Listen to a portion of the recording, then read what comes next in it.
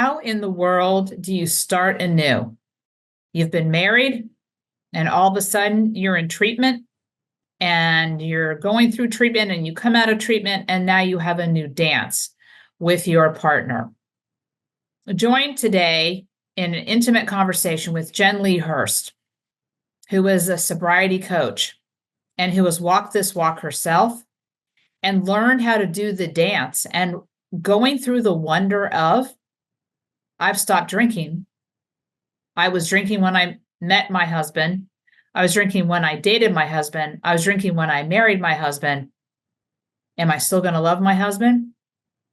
This is quite a conversation about the dance, the renewed dance, and the strengthening of a relationship on the other side when Jen chose sobriety. If you find yourself in the midst of loving someone in the disease and you're still living in the shadows and the shame, we've created a community for you. You don't have to do this alone. Join us at voicesencourage.com/thrive. Welcome back. I am with Jen Lee Hurst, and this is the second time we've talked. It's been 5 months, and 4 months ago, we dropped the first podcast together, and she's such a bright light in the world and has great wisdom and has been on an incredible journey. So I wanted to bring her back to talk more in depth about self-care, but also the family experience. And we were talking a little bit offline before we got on. So I'm going to tee you up to, kind of give the CNN version of your story. And then let's move into what we were talking about before, which is, okay, how do I do this with my husband now that I'm not drinking? Yeah. Thank you so much. And I'm so happy to be back and to talk with you all on how to take care of myself in these different seasons of being alcohol free. I think in sobriety, we go through these different seasons and every season is different and requires either more of our attention or less of our attention in different areas. And it's just so nice to be able to weather that without alcohol, but also seeing what do I need more of? And also what requires less of me right now? Who needs me more? What requires less of me? But like you said, I am 11 years alcohol free, 11 and a half years. And I coach women on how to boost their confidence in sobriety by implementing these really simple, healthy habits from day one of having you feeling your best in this journey. Because I think when we remove alcohol, we can go into this dopamine slump.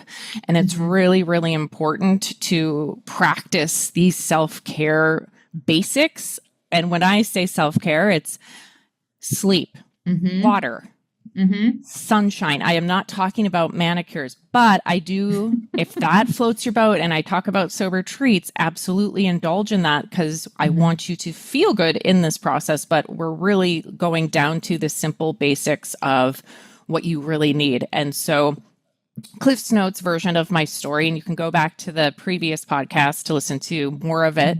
But I like to always describe my before and after pictures. And I never say after because it's on a continuous journey. I'm always learning. I'm always growing.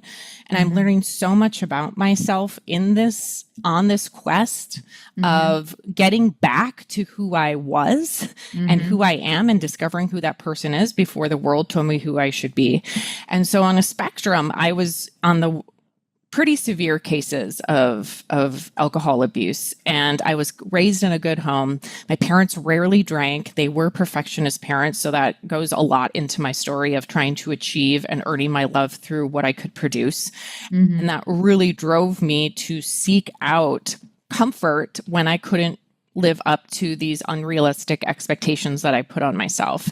And so I would drink, and really what my drinking started as is heartbreak of not knowing, I think all of our drinking, not knowing what to do with these emotions of, which I love. If you guys go see the movie Inside Out 2, I'm going to say it. Oh, it is so brilliant.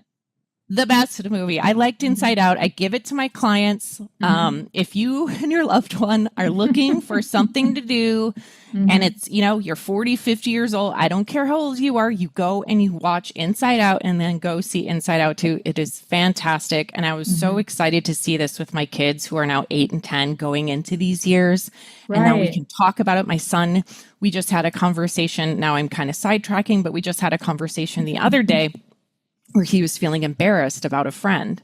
And so I'm like, oh, how can we channel who's driving your board? Oh, embarrassment, the big pink guy, right? And so just being able to talk about it, label what they're feeling is just so stinking important. But I wasn't really taught that. I was told, don't cry, you shouldn't be doing this, you need to do this. And so I reverted back to the pain that I felt over my first boyfriend. And so when my second one wanted to go on a break, I didn't know what to do with these emotions. And so it started with seeking out comfort in Adderall. And if you go, you can go into my story, but then I learned to seek that out with alcohol. So it really turned from pain and heartbreak to then anxiety, which now I look back of, I think I do have a little bit of anxiety, but I think it was more geared towards the anxiety coming off of alcohol. I think that was creating my anxiety. Now, with this self-discovery in sobriety, I learned I have ADHD last year, and that could have been contributing to my childhood. So all of these things, it's like, I just feel like the clouds are parting, things are making sense. Just figuring it, honestly, it's a quest to figure out who you are and why you do the things you do. And why I chose to go that route, I think, and this is what I go into in my programs, is a lot of the conditioning that I've been fed of, got to have a heart wake, take it away, have a Cosmo, go eat a thing of ice cream, all of those things. Like, we're never really taught to feel our feelings. And so that created a lot of anxiety. And as a classic Enneagram 3, I would push myself to work and work and work. And I would drink to relax. I would drink to cope. I would drink because I had anxiety. And so that just kind of spiraled into where I couldn't stop. And it was really the day after my wedding where things came to a head. And I tried for a year and a half to try to get sober. And I really feel like it comes down to, you have to really want it and you have to be ready. And I just wasn't ready. I really wanted to. I understood that was what needed to happen, but I am stubborn. If you tell me I can't do something, I'm going to prove to you that I can moderate alcohol. But lo and behold, it doesn't mean we're a bad person. It just means alcohol is an addictive substance. It has nothing to do with me. And I have begun to release that shame that I felt over doing that by now understanding why I did it and why I chose. I was just doing the best I could with the tools that I have. But now I have better tools to practice stress management, to take care of myself, to set boundaries, all of those things. So I dabbled, and it really took me to the point of not knowing if I was going to wake up. I was scared I was going to have a heart attack. And so I had my click moment in detox, and I just kind of looked down on my life and I'm like, what the hell am I doing? And it was in that moment, I didn't have a job. I lost my job. I lost my car with my second DWI. I had no money. My parents didn't know what to do with me at that point. I had been to 2 inpatient stays, 4 outpatients. Nothing was working.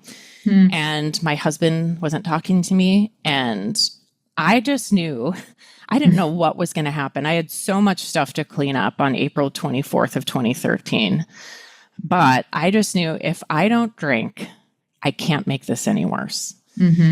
And lo and behold, once I made that internal decision, I had court. I didn't have a car. I didn't have a place to live. I had to go to treatment. I had so much stuff to figure out, but I'm like, as long as when I stopped fighting it, everything became easier. And I just kept doing, and this is what I keep saying to clients, just do the next right thing.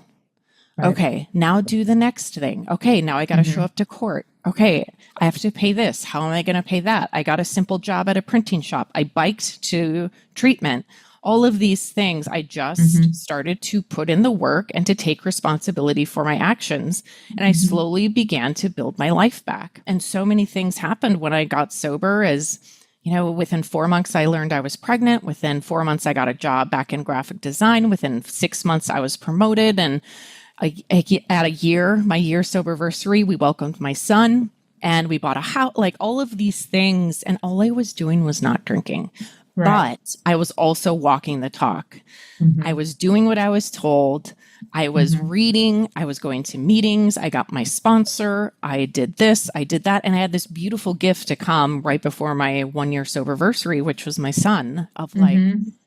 it's so, and that's really my point is, and you'll see me moving my body. You'll see me eating mostly good food. I don't believe in Mhm. all the time, but mostly I want to feed my body good food because I feel better when I do it.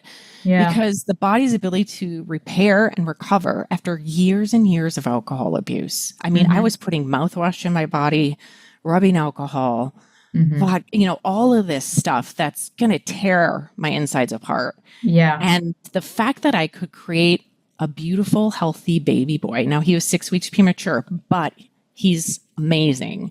Mhm. I was just flabbergasted. And I'm Mhm. like, I'm just going to treat my body with some respect. I'm going Yeah. to move it. I'm going to give it sunshine. I'm going to do my best to sleep. I'm going to give it water. I'm going to give it good food, the food that doesn't make it bloated and make me need to run to the bathroom.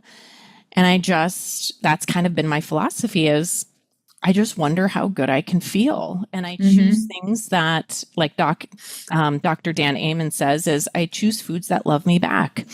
And I can get into sober coaching, but it's just crazy. I was a brand manager and I started sharing my story in 2017. I lived in the sober closet for 4 years. And Ah, okay. yeah, I didn't even mention that. Yeah, Mm-mm. because I was really taught. I didn't talk about my sobriety to anybody. I was nothing against AA. I was raised in it. I practiced it for 5 years, but I was under this impression that we don't talk about it. We don't acknowledge Right. it. We don't talk to each other. We don't acknowledge each other. The meetings were great. Some of the most amazing women are in there. But I wanted to talk about it. Yeah. It kind of solidified the shame that I felt by keeping Mhm. quiet. Yeah. And so when I did this post and shared about it, I didn't hide anybody. I used to hide my soberversary posts from like coworkers and things like that. I put it out there and it was such a freeing moment. I like to really think of my sobriety as two dates of April 24th, Hmm. 2013, which is the date I got sober. And Mhm. then September 7th of 2017 was the day I came out. And I'm not saying that completely changed my life, but that was like a declaration Yeah. of I'm not going to stay quiet. I'm going Right. to recover out loud. And by Yeah. doing so, over time, I've now helped many women start to own this choice, to take their power back Right. and to feel their best in this world, in this one life we Mhm. get, and then to consider what else do I want to do? I've had women go on to create podcasts and write books and things like, I mean, it's so Mhm. freaking cool Mhm. just from this one decision. I mean, the one decision to stop drinking and the one decision to come out of the closet Mhm. completely changed my life and led me to this career, which I had no idea Right. what this was going to lead me here, but it just so Yes. happens that the stars aligned and Mhm. this is what I'm supposed to do. And I freaking love it. I want to rebrand sobriety. I want this to be a fun and exciting decision. And that's what it should be. And I want people to talk about it. And I want people to own it. I want them to Mhm. stand tall in this choice. Like, why hide something that saved your life? That Right. improves your life. Why do we have to be ashamed about that? And I think what's so cool now is Mhm. it's becoming less that you have a problem to go alcohol free and more of a wellness. I want to do it because I Mhm. just want to see how I feel without it. And Mhm. people are going to concerts and going alcohol free and just realizing and waking up. I'm like, why do I think I needed this to have fun? Why do I think I needed this at a wedding of something that makes me feel like crap, that makes me Mhm. either lose part of my memory, makes me do stupid stuff? It's like, what am I doing? I think we're Mhm. all just kind of waking up and Right. starting to be curious about what life could be like without it. Yes. So let's go back to that moment of the decision to come out of the closet, because I think that's also, I talk to a lot of parents or friends or, family members of people. They love people who are dealing with substance use disorder. And a lot of them are a very slow reveal because they're ashamed of what's happening. they're ashamed of the behavior, and so they don't know how to navigate that piece of it. So it's very alive on our side of the aisle too. And then also coupling that with, and that's why I decided to do this podcast, was we need our story out there. We need to be able to give voice to what it's like to hold the space, to love someone in the midst of their disease. And we have our own journey on this side too, which is actually very similar to your journey, in discovering ourselves, discovering how do we feel. Because one of the things that was challenging for me was, how do I love him while I'm watching him suffer so much? Yeah. And doing these things that are so like not who he is, knowing he's been hijacked by this disease. And man, that was a big lift to figure that out and kind of mature in understanding my own part of how do I love deeply while someone I love so deeply is suffering. Yeah. And I can't even imagine to let them, like the Mel Robbins theory, let them suffer. And I think that was really the turning point in my journey, was my parents refusing to help me anymore, refusing to pay for treatment. My husband refusing to go buy me Burger King when I had a hangover. When I started to really get these consequences and no one's going to save me. No one's coming to save me. I had to really do that myself. And I had to feel awful. I had to literally, for me, and I hope it doesn't happen to anyone that you know, but I had to feel myself dying and experience the loss, the loneliness. And it can be very hard because I think loneliness and feeling alone can be very triggering to consume alcohol or drugs, but everyone's different. I mean, that's where hopefully the sober community can come into play. Is, my gosh, everyone needs a sober community. And that is the number one thing that women come to me for is, hey, I've been sober for 1.5 years. I just got a message actually. But I don't have a sober community and I've been doing this by myself. Oh my gosh. Wow. And I just got one the other day. She's 2.5 years sober, doesn't have a sober community. She's been doing it by herself. Her husband is drinking. What is she, she needs, and that's why we need that support. And just like the family members need to be around and talk to other people who are going through the same thing, because the commonality is what helps us to know that you're not alone in this, that it's common. To find that support and that motivation and encouragement is the magic missing piece. And it is on our side too. Yeah. A lot of us think that we're alone in this, that it isn't at pandemic proportions like it is. And I say, look to the right or the left of yourself. Somebody else is dealing with this too. The hundreds of millions of people that are loving someone in the midst of the disease is very alive and well. And so then we need to pull ourselves out of that aloneness, and community is 95% of the success. Yep. So, and we're in this kind of wonky cultural place where a lot of people haven't learned how to create community. Yeah. And so how do you do that feels safe? And there's a lot of trial and error and so on and so forth. So these kinds of communities that are being created for people that are psychologically safe, they can tell their truth, they can tell their story. There's no judgment, there's no shame, there's no stigma that goes with that. It just is. And each one of us being able to have a voice and speak our truth is so incredibly freeing and powerful. Just like you said.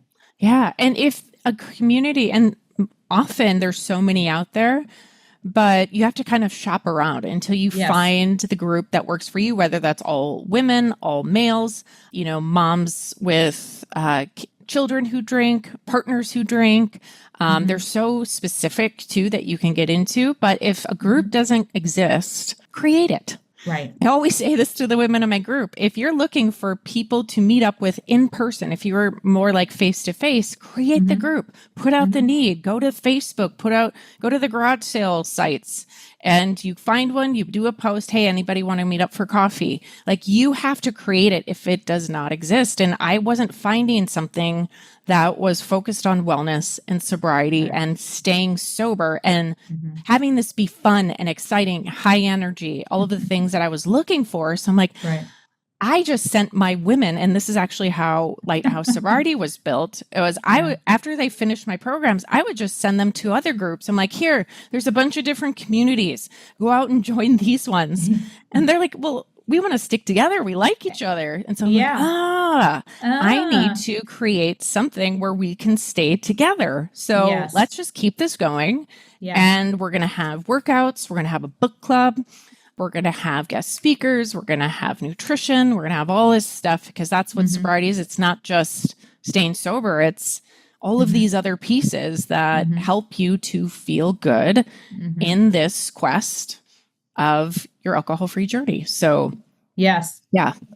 So I'm 100% behind you. My experience was Al-Anon was not a fit for me. I wanted to talk about, okay, how do I thrive in the midst of this? Because I have a great life. I have a great business. I love the things I do. And I did not want the tentacles of my son's disease to pull me into the rabbit hole with him. I wasn't willing to give up my life for his life from that perspective. And so, again, massive encouragement to those people who love people is find your community, find the one that works for you from an intentional, focused perspective, or create it, like you said. Super wise. So I want to do a little shift here and talk about, because your husband's been on this journey with you in the midst of the disease and in the midst of recovery. And so tell our audience a little bit about that navigation, coming out of drinking and into recovery, and like, how do you do that dance? And we had just gotten married a couple days prior to me fully not hiding my drinking. So my husband is an Enneagram 9. He's the peacemaker, so which I'm eternally grateful for. So he's always trying to make the peace. But for him, especially when I was drinking and then when I got sober, how is he supposed to know that I was done? I was saying I was done for years. So the thing we have to work and get back is the trust. And that's really hard to do. And it does not happen overnight. And so by that point, we were not talking. I did not call him. I was staying with my parents. I went to my inpatient stay. So a couple days after I made that decision in detox, I was able to get into the retreat in Wayzata, Minnesota. Highly recommend if you're looking for an inpatient stay. I loved that, and I recommend to everybody if you're looking for your partner or children or anybody. And he had visited me once, but again, it was really tense and awkward. And by that point, I did not say I'm sorry to him, because I had said that so many times. I just kind of let him, this is where you guys go listen to the Let Them Theory by Mel Robbins. She's coming out with a book about it, but letting him go through his own process and coming to his own point where he was able to talk to me. And then I slowly began to rebuild that trust, because again, how is he supposed to know? He did visit me in inpatient a couple weeks after I was in there. And then it was tense for a while. And so him not knowing, but I think, and maybe if he does come on, he can disclose more of his thought process. I came back to our townhouse after my inpatient. I knew I was done, but I know he didn't know that. But maybe he could sense that in my nature of how I spoke about it. We had long conversations, but he also did the family program at Hazelden when I was there for one of my inpatient stays too. My family did that as well. And so I think, especially for our process and our relationship, it was awkward for a while because he didn't know, I think, what I felt comfortable with. And I would voice, we wouldn't go out really in the first few months, I didn't really go out a lot the first year because I didn't know what I could handle and what felt comfortable yet. And I always say this to clients is, be careful of slippery places. I knew I wasn't going to drink, but I'm not going to put myself in a wedding or go out to bars with our old friends because I didn't know how to do that yet. And granted, I got pregnant. So one of the decisions that I really wanted and was to have a child. Now, we didn't want to invite a child into this if I couldn't take care of myself, but something must have happened in those first few months that made him believe that I was done. Yeah. And so we started trying to have a child. And the first month didn't work, but it just so happens it happened really fast the next month. And so I had that carrying with me of how I was producing life and pregnancy and all the fun, things that come with that. And so we had that to look forward to that first year. So we, even before my soberversary, we had something to look forward to. But, even to this day, I'm like, we need to go on more dates. I think we love to hang out we love our kids so much and we love to do things with our kids. But I know for that, I didn't know how to go on a date, what we should do.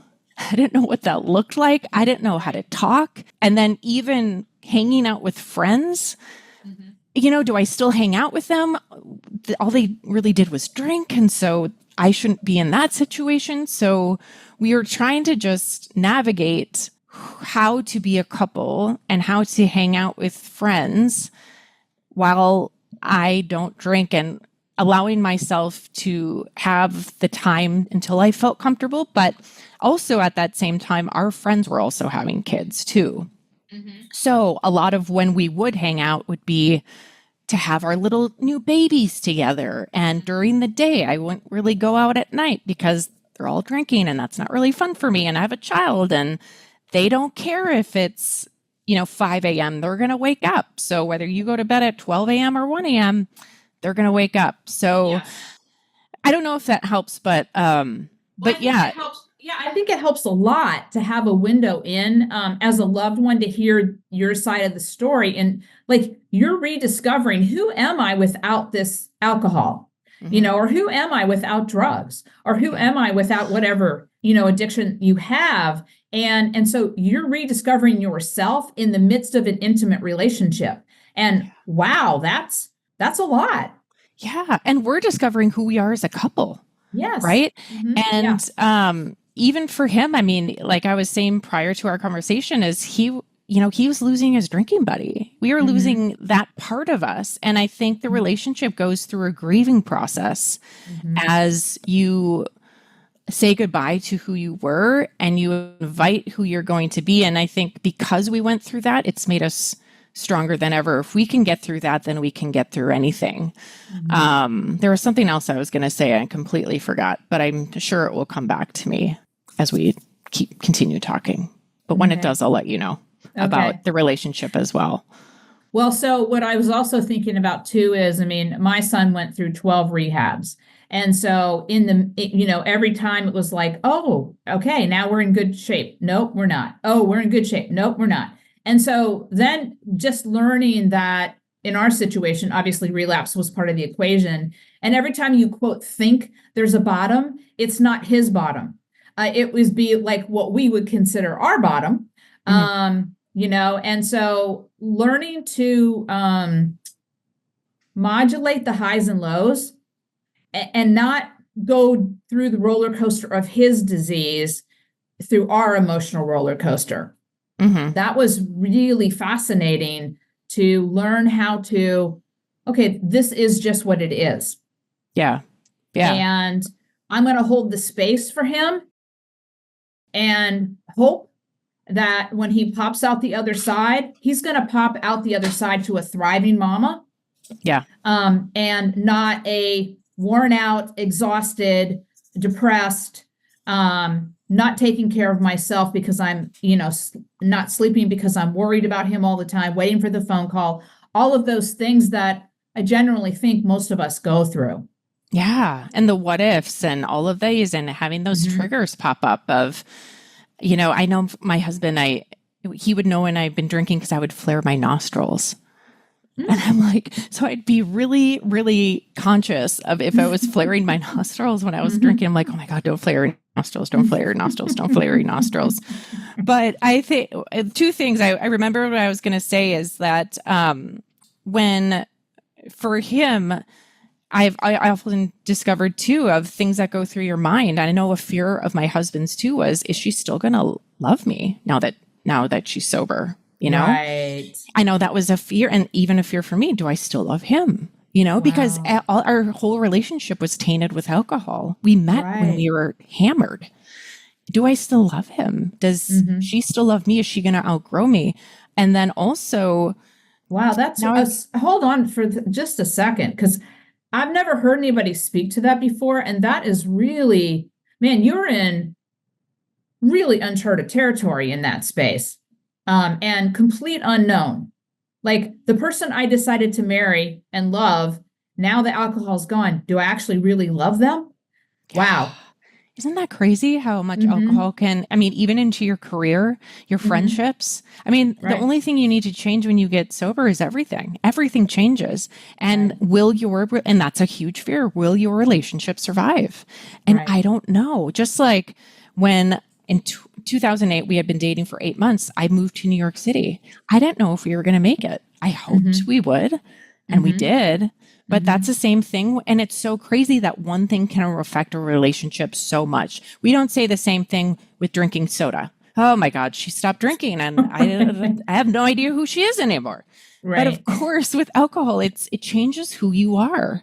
And so as someone in the relationship, if they go alcohol free and someone else doesn't, it's going to change. And are you two willing to do the work to get through it and move through it and reestablish your relationship?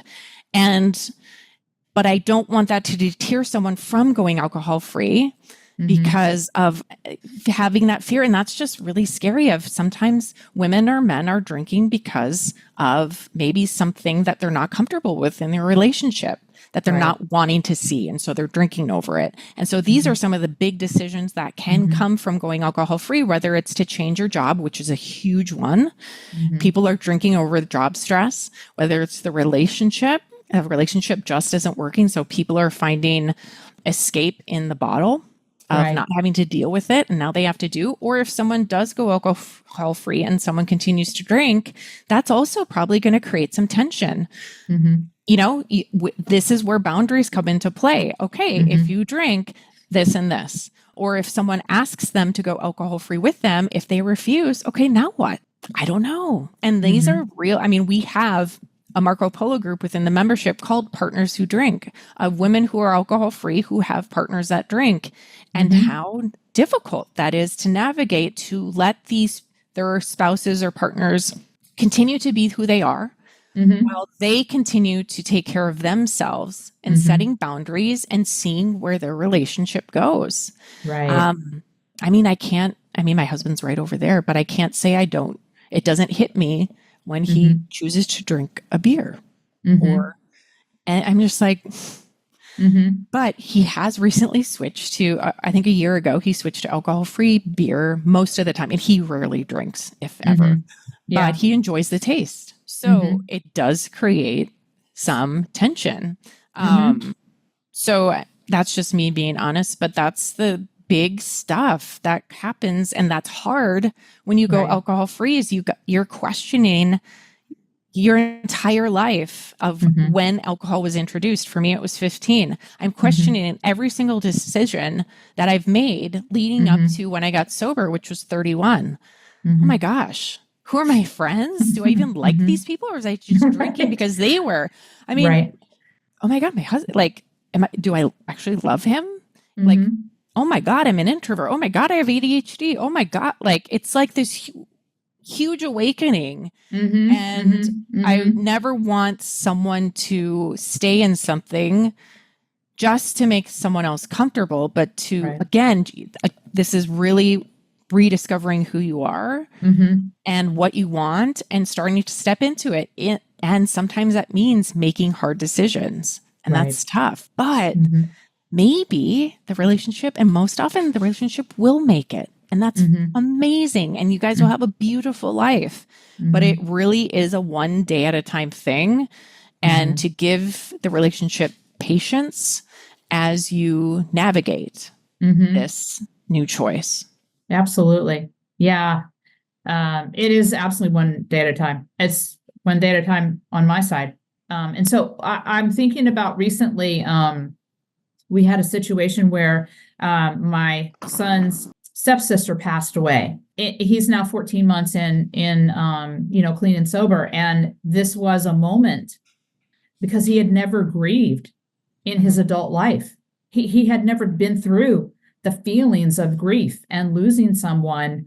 He had always anesthetized himself. And so have you had kind of those big moments that most people would kind of go, okay, this could challenge my recovery?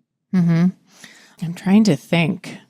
Just with life events. Yeah. Honestly, there's been moments where I think becoming a new mother, moving, putting your life on social is, as someone who has a thin skin, big names coming after you, it's that I think was some of the hardest things I've been through, and questioning, but I've never questioned my sobriety ever. There were times where I've had a thought of, oh my God, having a drink would be so freaking nice right now. But I'm like, I'm not going to do it though, because I always know what's going to happen. And my children are worth so much more than that. They're worth everything. And I would not throw that away. I would not throw my life with them away, because I had a moment of like 15 minutes of euphoria. It's never worth it. I've never questioned it, because once I made the decision, I was final. And they have a thing of never questioning the decision. I will never question it. But I know that, and this is where the suffering is so important, because I've experienced suffering to the next level. I never want to have to go back there again. But there is, again, just those, I think, the opinions of others, of like bullying almost, to children having newborns, to moving kind of, but I actually love the country. It has been stressful, but here's the thing, is that this is what's so great about going alcohol free and the hard seasons in your life, is that I measure every single hard thing on my journey to sobriety of those last few months of what I went through, and every single hard thing. And this is what I actually do in my programs, as I have women list every single hard thing that you've been through. List the moments that you've made it through. I was whitewater rafting, that incident, having a child, like every single thing is measured on that journey. And I'm like, if I can do that, I can get through this. I freaking know it. And I'm not going to die, right? I'm not going to die because someone's coming after me, or my baby won't sleep, and I'm so sleep deprived. I'm not going to die. I can freaking do it because I got through that. Child labor. Oh my God. I had never even questioned it. I'm like, whatever, I'll push her out, whatever. Just hopefully an epidural. But if I can't, that's all right. I can do it. So I just have that can do mindset because of the struggle. And that's where I can find the strength. Yes. And before we got on, we were also talking about, when the chaos of your summer is happening right now, and we all deal with this. It's like, okay, I'm too busy to get my workout in. And yet we all know that getting our workouts in, getting great sleep, eating, healthy, all of these things are like mission critical so that we can be the best versions of ourselves. So would you just speak to a little bit of that? Because I think everybody goes through this. Yeah. And it really is, again, a one day at a time thing of, hey, my summer's going to be a little bit lighter. And where I live in a smaller town, and a lot of the activities for the kids are during the day. My kids are 8 and 10. So I'm like, okay. I'm like, my schedule will be a little bit lighter. I can do it. Now I'm realizing, okay, my work's not stopping and it's growing. It's getting more. And owning a business for my sanity. And one of my biggest triggers for stress to drink is having an overflowing to-do list of like, I'm feeling so behind of like, oh my God. And I get so paralyzed that I can't do anything. I'm like, but I have to do this. And so I'm realizing in real time, I cannot do it. I cannot do it all. I need help. And so they're home for the summer. They're like, mommy. I'm like, ah. And so knowing myself with ADHD, I need to have scheduled, focused time. So I actually just reached out and talked to someone who's going to help us out, drive the kids around. I'm like, I asked for help, right? Right. Yes. Like, I cannot do this. I need, 2 to 3 days, 3 hours where I can get some focus time done, because when I can have that, I'm going to show up better. So even for this morning, I have negative time to work out today. I do not have time for a 37-minute workout. I should be working, but there's going to always be an endless to-do list of work. Yes. I can always find something to do there. I could do this. I could do a post. I'm always going to have that. But my workouts, my morning routine is something sacred, is something I can control, is something consistent. And that is my time. And I will not let anything interfere with that. Now, if it is just like, holy smokes, your deadline is due at 8 a.m. Okay, I'll probably I will still do my workout, but it will be later. But there's so much benefit in getting it in the morning, because then you get to reap the benefits all day. And so no matter what, I will move my body. And because I have a lot going on, it's Fair Week here. I know it's small town. It's like a big deal for us. That's huge. There's a lot of activities going on here. Kids got a judging and but I'm like, because of that, it's all the more reason. If I say I don't have time, that's even more drive for me and more intention. I don't know what the right word is. More importance for me to get it in so I can manage it, so I can show up better. I can do this, because if I don't, I'm going to get resentful. I'm going to get irritable. And I know that because I've done it and I experienced it in the past. If I do not get my morning routine in, if I do not get a workout in, I do not show up as my best self. And they deserve that. I deserve that. Everybody else deserves that. And it doesn't have to be a long time. You do not have to do, usually 37-minute workout is a lot for me. I usually do like 30 minutes, but if you can get in 10 minutes, there's so much magic in 10 minutes. And 10 minutes in the morning, maybe to read, do gratitude, do some deep breath work, write out what you're feeling, and then 10 minutes of movement. It will literally change your entire life. Right. So break it down. What can you do? And just a little bit, and just see how you feel. So my workouts are non-negotiable, and I do it for my mental health. Totally with you. So, I don't normally do an 8 o'clock podcast interview. So this is what time we're on this morning. So I was up at 4 o'clock this morning to do a little bit of work, get my stretching in, eat really good, and walk for an hour to lift into my day because it's so mission critical for me. So the other thing I want to kind of put a little pin in is your to-do lists. Guess who's created them? I know. And so for those of you who are listening on this show, you're responsible for your to-do list because you're the one who's created them. So we create this chaos for ourselves. And now it's time for us to take our power back. And I loved that you said you asked for help, because I think this is one of those things that women in particular, we have to give it up. We have to say, look, we cannot do it all. And we shouldn't do it all. We should, have that circle of giving and receiving going all the time, where we are willing to say, okay, this is way too much that I've created. I need to find some people that can help me out. And that's such a hard thing to do, right? Is to ask for that help. Gosh, you said another thing, and now my mind is going blank. What did you say before that? The to-do list.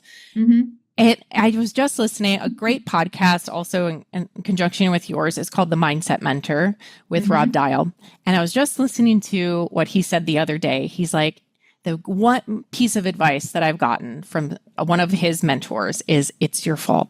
It's my fault for my to-do list. It's my fault for all of the things, for not getting, this to be automated or this to do this. If I'm complaining about something, that's my fault. I'm the CEO of my business. Right. I don't have to, as a perfectionist, I'm like, I got to do this and this has to be this. It's like, but does it really, Yeah. what could I take off my plate? Maybe that's the question. What could I take off and what can I delegate? Like that. And my word for this year is process. Creating a process for everything I cannot do it all and I do not have to do it all.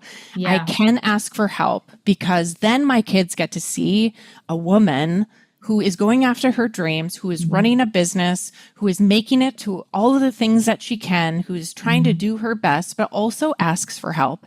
And it's not a failure. It is actually a source of power that I can do this, but I can also have some help as in me achieving in my goal. So, well, I remember watching Brene Brown's YouTube about Atlas of the Heart. And one of the key things that she said was training our kids to ask for help is probably one of the most important things we can do. Well, we have to model it first, And so, I coach and train a lot of business executives. And one of the key things is, who are you going to ask to do that thing?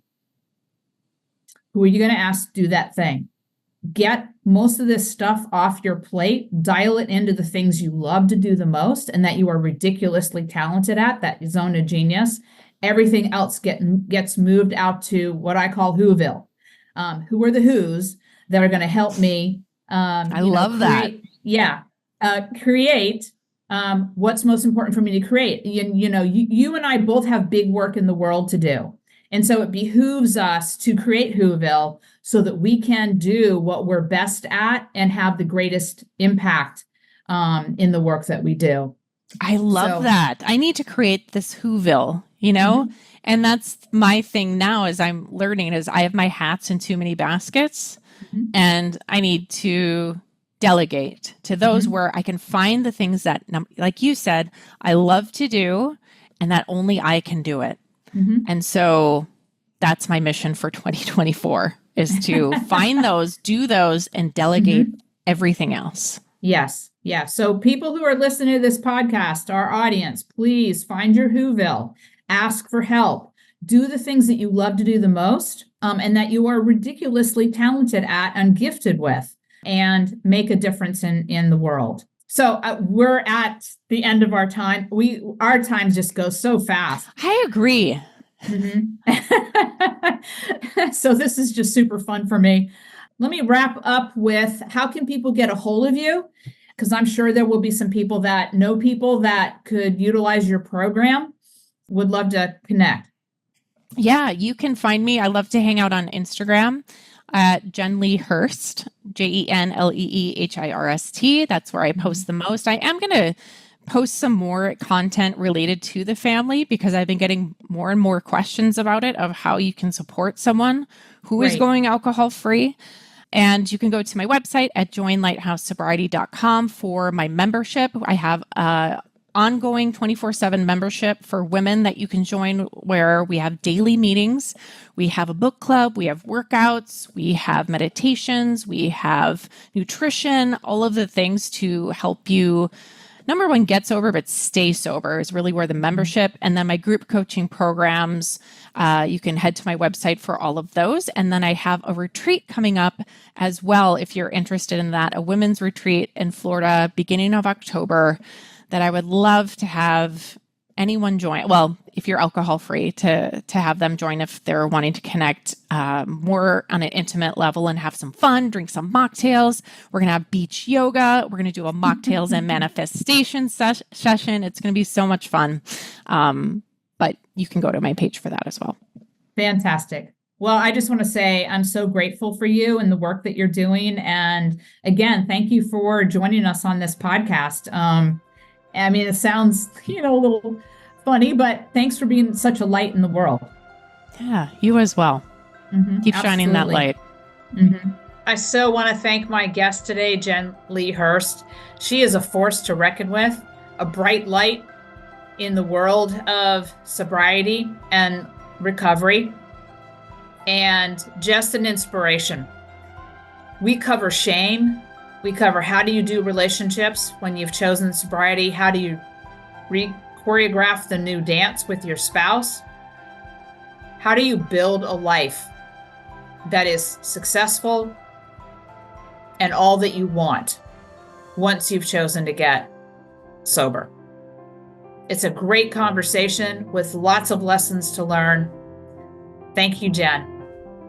And if you find yourself loving someone who's in the throes of the disease of substance use disorder, and you're tired of